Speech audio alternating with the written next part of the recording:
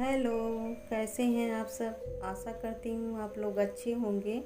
तो आप लोग अच्छे रहिए, अपने घरों में सुरक्षित रहिए। तो रात के 11 बज गए हैं और घर के सभी लोग सो गए हैं, बच्चे भी सो गए हैं। तो मुझे नींद नहीं आ रही थी, तो मैं सोची मैं आप लोगों से थोड़ी बातें भी कर लेती हूँ।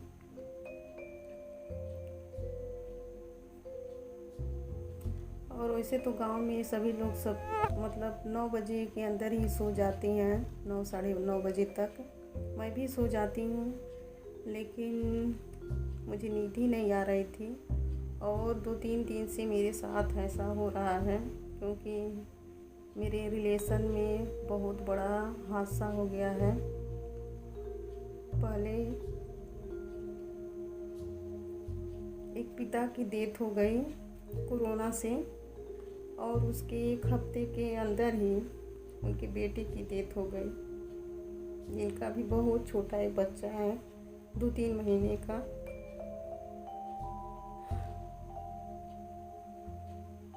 तो बहुत बुरा हुआ उनके साथ भी। और इस समय तो बहुत लोग, बहुत फैमिली में लोग मतलब किसी अपने को खो रहे हैं। सबकी कंडीशन बहुत ख़राब है इस समय। बहुत ही मतलब सबकी कंडीशन ख़राब चल रही है। लेकिन अगर जिसको मतलब जिस इंसान को हम लोग जानते हैं, अच्छे से पहचानते हैं, अगर उनके साथ कुछ बुरा होता है तो बहुत ही दुख होता है कि भगवान ऐसा क्यों करते हैं किसी के साथ। तो ऐसे ही कल मैं एक ब्लॉग देखी, उनकी ब्लॉग मैं रेगुलर देखती हूँ, हमेशा देखती हूँ। तो कल ब्लॉग उनकी मैं देखी, तो मुझे वो ब्लॉग देख के मैं बहुत रोई। और मुझे बहुत ही दुख हुआ कि भगवान कैसे कर सकते हैं किसी के साथ इस तरह से, एक के बाद एक दुख देते हैं। जिसको दुख देते हैं सभी तरफ से देते हैं। लोग ये सोचते रह जाते हैं कि हाँ कब थोड़ा हम लोग खुश होंगे, लेकिन थोड़ी सी खुशियाँ आती ही नहीं, दुखों का पहाड़ टूट पड़ता है। तो ऐसे ही कल्याणी जी के साथ हुआ। तो वीडियो देखकर मैं बहुत रोई कि पहले से ही तो उनके हस्बैंड नहीं है, वो किस तरह से रहती होंगी। मुझे बहुत ही अच्छी तरह से पता है कि एक हस्बैंड ना रहे तो औरत किस तरह से रहती है। मैं बहुत अच्छे से जानती हूँ, क्योंकि मैं भी उन्हीं की तरह हूँ।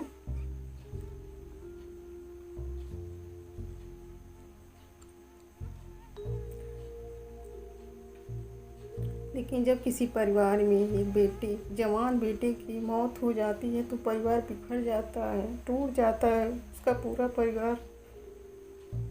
और उसकी सारी जिम्मेदारियाँ उसके पिता के ऊपर आ जाती है, चाहे वो बूढ़ा हो, जैसा भी हो, उनके ऊपर परिवार की सारी जिम्मेदारियाँ आ जाती है। लेकिन मान लीजिए कुछ ही दिनों के बाद उस पिता की भी डेथ हो जाए, तो उस परिवार में लोग कैसे जिएंगे?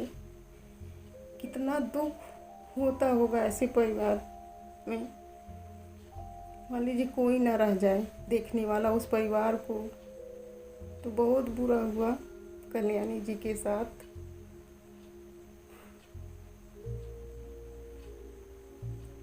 और इस समय तो अपने मायके में वो हैं, ससुराल में नहीं है, पहले से ही मायके में आई हुई थी।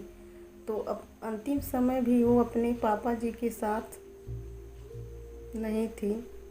और उनके पापा जी उनको बहुत ही मानते थे, एक बेटी की तरह प्यार देते थे, वो भी एक बाप की तरह उनको प्यार करती थी। मतलब बहुत अच्छे थे। और जो लोग अच्छे होते हैं उन्हीं को भगवान जल्दी बुला लेते हैं, ये सच है। क्योंकि मेरे हस्बैंड भी बहुत ही अच्छे थे, तभी तो भगवान उनको अपने पास बुला लिए।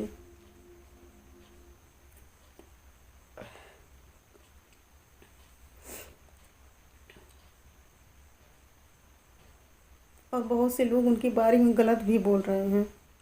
जैसे कि कितने लोग मेरे रिलेशन में ही उनकी वीडियो जो लोग देखते हैं वो लोग भी बोल रहे हैं कि वो अपने ससुराल में क्यों नहीं जा रही हैं, क्यों मायके में पड़ी हैं इस तरह से, और वीडियो डाल रही हैं इस तरह से। तो मान लीजिए वीडियो तो उनको डालना ही पड़ेगा कि कमेंट आएंगे, तो कमेंट का जवाब तो देना ही पड़ेगा लोगों को, चाहे वो जिस कंडीशन में भी रहें उनको तो जवाब देना ही पड़ेगा। तो प्लीज़ आप लोग उनको बुरा मत मानिए। और मैं उनकी मतलब सभी वीडियो मैं उनकी देखती हूँ, तो उनकी भी कोई मजबूरियाँ हैं। उनके मायके में कोई नहीं है, जेंट्स में कोई नहीं है, तो कैसे जा सकती हैं। मान लीजिए अगर भाई हो, पिता हो, तो अगर होते उनके वहाँ पे तो तुरंत उनको ले जाते। लेकिन मान लीजिए कोई ना रहे तो कैसे जा सकती हैं तुरंत। उनको तो जाने के लिए कोई व्यवस्था करनी पड़ेगी, तभी न हो जाएंगी। वो ये नहीं बोल रहे हैं कि मैं नहीं जाऊंगी, वो जाएंगी, लेकिन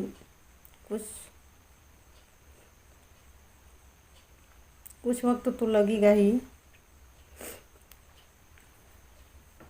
तो आप लोग गलत मत बोलिए, वो भी अपनी जगह सही हैं। और एक तो ऊपर दुखी हैं, ऊपर से मतलब लोग उनके बारे में इस तरह से बोले भी अच्छा नहीं है कि वो वीडियो ना डालें। वीडियो डालेंगी नहीं तो लोग मतलब कमेंट पे कमेंट करेंगे, मैसेज करेंगे, तो उनका रिप्लाई तो उनको करना ही है। और रिप्लाई कैसे करेंगी, वीडियो बना कर दे रही है तो बहुत अच्छा ही है कि सब कोई जान रहा है। एक एक लोगों को तो रिप्लाई नहीं कर सकती, उनकी कंडीशन ही ऐसी है।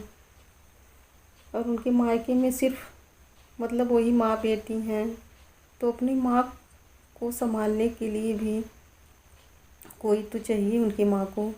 तो बेटी हैं तो वही न देखेंगी उनको।